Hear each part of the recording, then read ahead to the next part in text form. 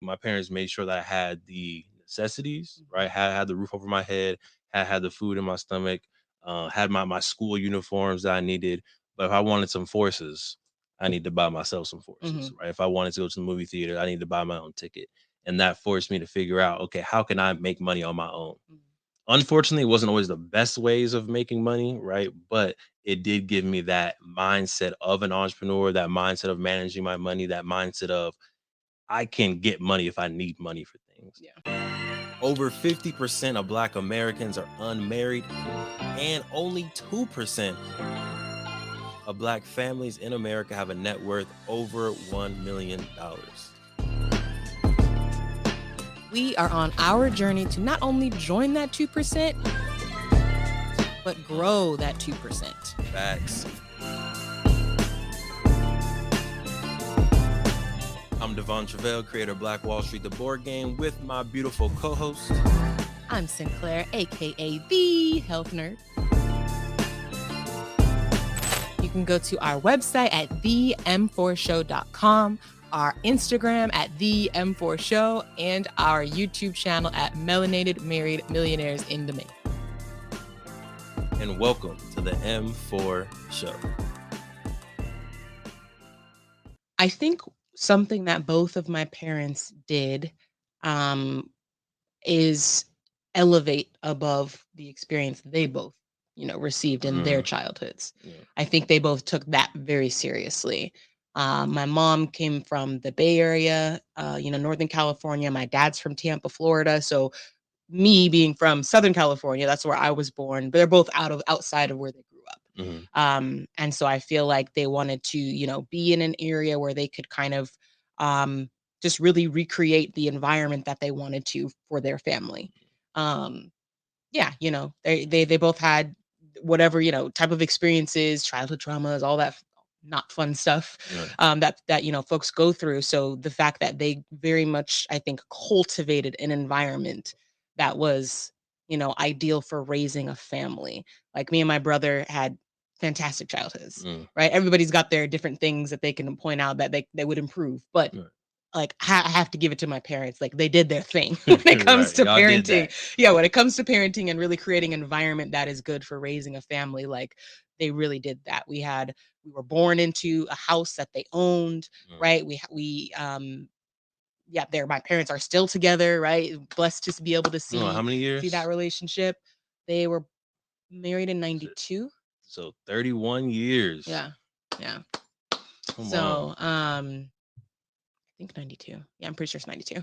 But yeah, I think it was just they very much were intentional about, where they wanted to be, owning their home, creating, like they had me. I believe my mom had me when she was 30. I think when she was 30. So, a little bit, I mean, later is all relative, but later than some folks, earlier than other folks, right? Yeah. But I think again, they were intentional about like, let's create the environment so that when we're ready to have kids, when we have them, like they can grow up in a nice, stable household. And I think that worked out, right? Like again, me and my brother, like we had great childhoods. We followed the path, right? The traditional path, go get to good, college, right? Get good grades, go to college, get a good job. And then now you're kind of off that. A little bit, I kind of veered off of that a little bit.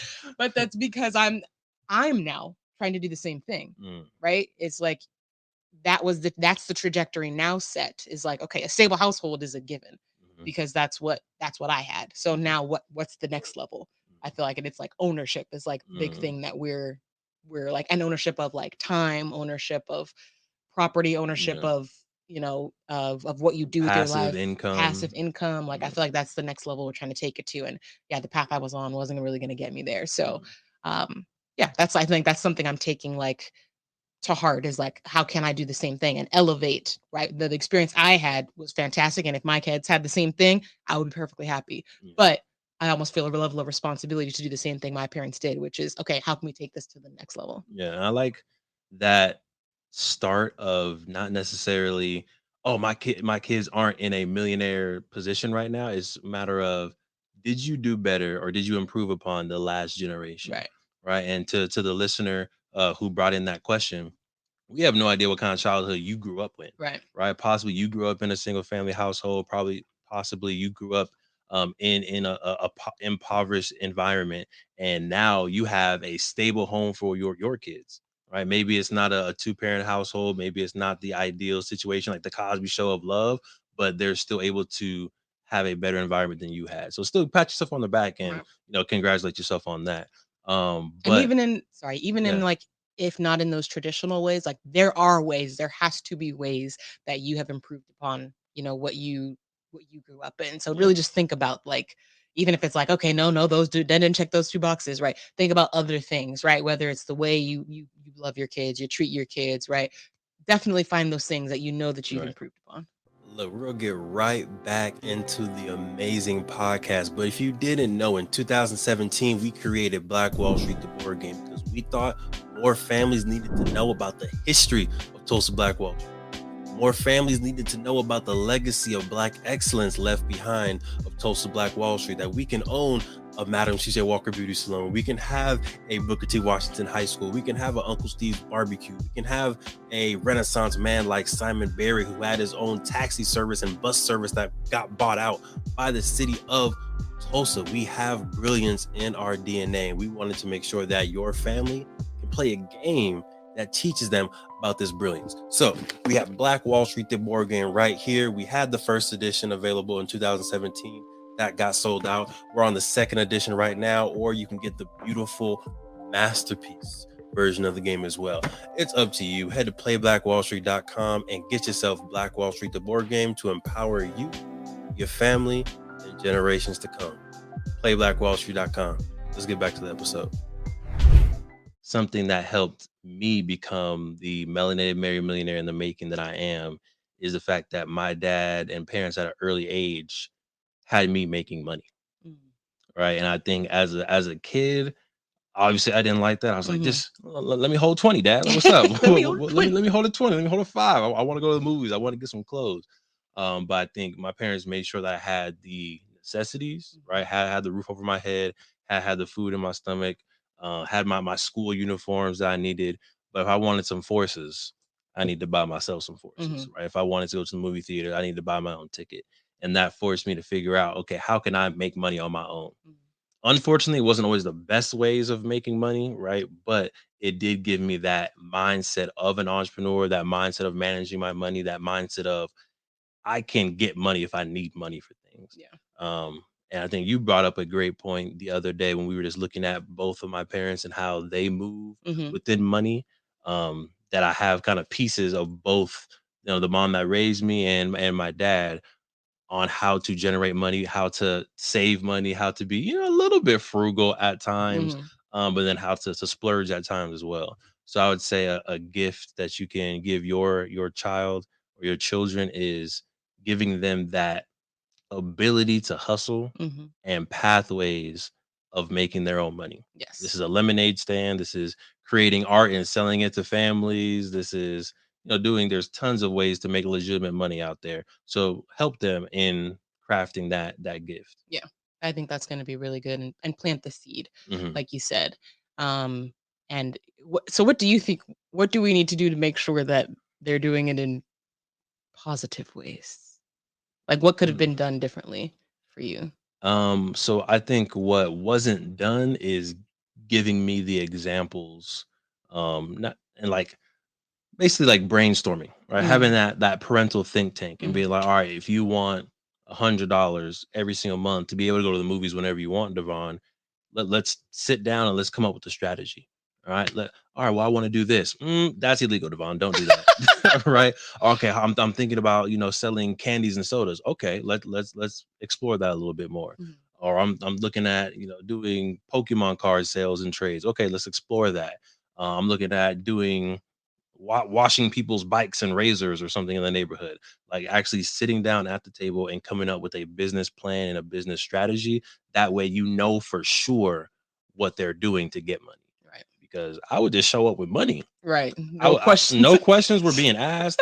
There was a time I remember in middle school where I literally stopped at the grocery store and I bought things to make Alfredo, Mm, shrimp Alfredo. mm. Right, I thought I was balling. Right, so I was get in the jar, queen. I figured, It was in the I jar. figured. That's a whole nother story, y'all. I made jar Alfredo for this woman, and she did not finish it. And this was Was this after college? Or was it during college? I thought this was after college. It was It at your might have been parents' after house. college. Yeah, it was after college. Oh, it's a whole other I podcast I just I episode. have a thing against jarred Alfredos. That she does. Heavy. But long story short, I was in middle school. I bought groceries for shrimp Alfredo. I came home. I made dinner. Like I was feeling real adult. And no one asked a single question about where I got that money. Hmm. Not a single question. I was going to the movies often. I was coming home with new clothes. No one asked a single question about the source of my income, knowing that they weren't giving me income. Right. So I think sitting down and just having that strategy just gives you as a parent the confidence to know, okay, this is exactly how they're making money. This is how much they're going to make money. You can then help them make the signs, do the advertisement, and then they're also learning legitimate business along that way too. Right. I like that. I like that. And of course, with you being the business coach, the dreamer, the visionary you are, I'm sure they're gonna have so many options. Popping. Yeah, their business about to be popping. Listen, I'm talking about 5 figures a month. I'm done. I need my percentage, Kenji. Give me my 20%. All right, so that's 2. Queen, do you have a second one from your childhood, from your experience? And the thing that I was gonna say came back to me. There you go. Right. So what I was gonna say, you said a real good kind of story around environment. That your parents were very intentional about creating that environment. They owned the home that they were in. They were giving you that love. I know that your parents were giving you like lunches as you were going into school.